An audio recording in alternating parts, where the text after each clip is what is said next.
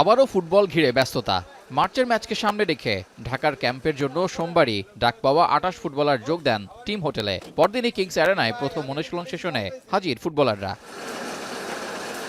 Qualify করতে ব্যর্থ হলেও এশিয়ান কাপ বাছাইয়ের শেষ ম্যাচে সিঙ্গাপুরের বিপক্ষে খেলতে তাদের ঘরের মাঠে যাচ্ছে হামজা সমিতরা। বাইরের মাঠে অবশ্য শেষ ম্যাচগুলোতে অপ্রতিরোধ্য বাংলাদেশ। এবার পূর্ণ পয়েন্ট নিয়ে টেবিলে ২ নম্বর হয়ে মিশন শেষ করতে চায় জামাল ভুঁইয়ার দল।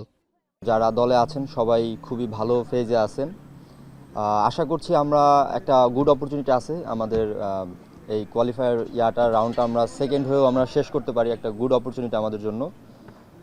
আশা করছি আমরা ম্যাচটা জিততে পারলে আমরা সেকেন্ডে থাকব। শুধু সিঙ্গাপুরই নয়, ভিয়েতনামের বিপক্ষেও জয় পেতে মরিয়া বাংলাদেশ। হামজা বাদে বাকি সবাইকে প্রথম থেকে পাওয়াতে প্রস্তুতিটাও ভালো হবে বলে মনে করেন ফরওয়ার্ড মুরসালিন।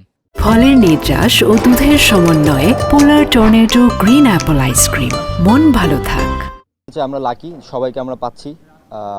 এটা আমাদের হয় কি অনেক সময় দেখা যাচ্ছে এটা সবাই একসাথে ফার্স্টে থেকে শুরু করলে টিমের কম্বিনেশন ভালো হয়।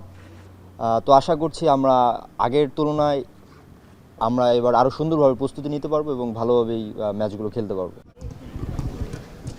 হামজা সমিত্রা লাল সবুজের জার্সি গায়ে চাপানোর পর থেকেই দল পেয়েছে ভিন্ন মাত্রা। জায়গা পেতে প্রতিটা পজিশনেই প্রতিযোগিতা বেড়েছে।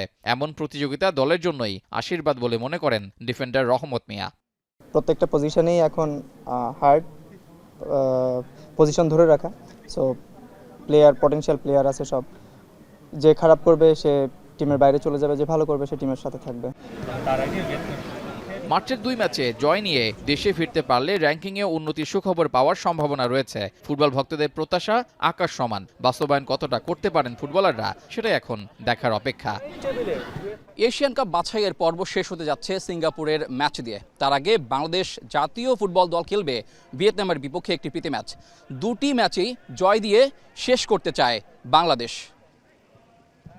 কিংস অ্যারেনা থেকে রেজাউল করিম, এখন, ঢাকা।